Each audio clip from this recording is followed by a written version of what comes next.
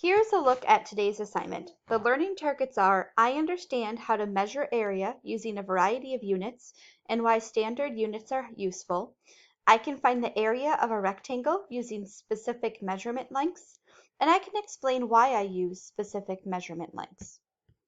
As you have seen, area can be measured using units of many different shapes and sizes. However, area is most easily and most often measured in square units. The diagram at right is a picture of 1 square unit. So this is 1 square unit. Unit times unit equals 1 square unit. We talked about length times width equals our area. A square unit can be many different sizes, and it is named for the unit of measure used for its side length. For example, if a unit is square with a length of 1 foot on each side, then the square unit is called 1 square foot. So if this was 1 foot and this was 1 foot, it would be called 1 square foot. It says, what would you call a square unit that measures 1 centimeter on each side? So 1 centimeter by 1 centimeter would be 1 square centimeter. Okay, 1 inch by 1 inch, what would you call that? And 1 yard by 1 yard, what would you call that? The unit square inches can also be written in a shorter way as in inches squared. Right here, IN represents inches, and this 2 is called an exponent. It means squared. So this right here is inches squared. It's just a shorter way of writing it out. To get the exponent, because you're going to need that on this slide, follow these bolded directions. Go on the toolbar up above, click on Format, down to Text, which will be the first thing you'll see. Click on Text and then Superscript. Once you click that, you can type 2 as an exponent. When you want to get rid of the exponent, you go back and click on the superscript again, or click on a different part of the page and it'll go away. So you'll go to Format, Text, Superscript.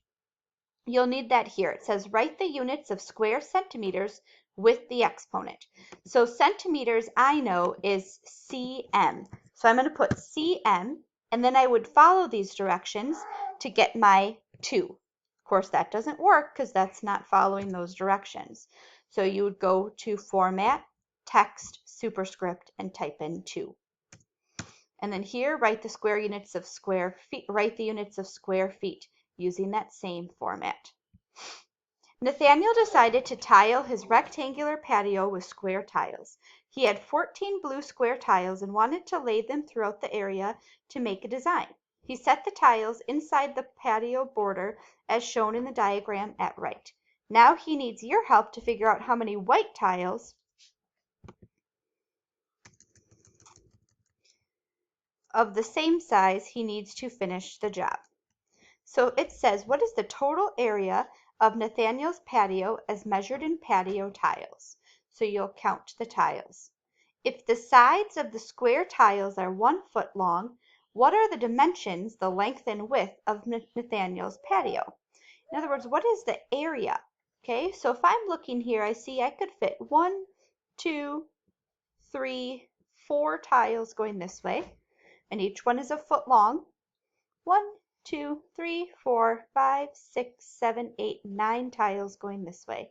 Each one is a foot long. So what would the area be? Make sure you use your, it's foot, so feet squared. Make sure you put feet squared. The area of a rectangle is the number of square units, all the same size, that completely fill the inside of the rectangle without gaps or overlays. It can be found multiplying length and width. So we're just going to find the area of these two answers. How many square centimeters will fill a rectangle that is 5 centimeters by 3 centimeters? So you're going to multiply length times width.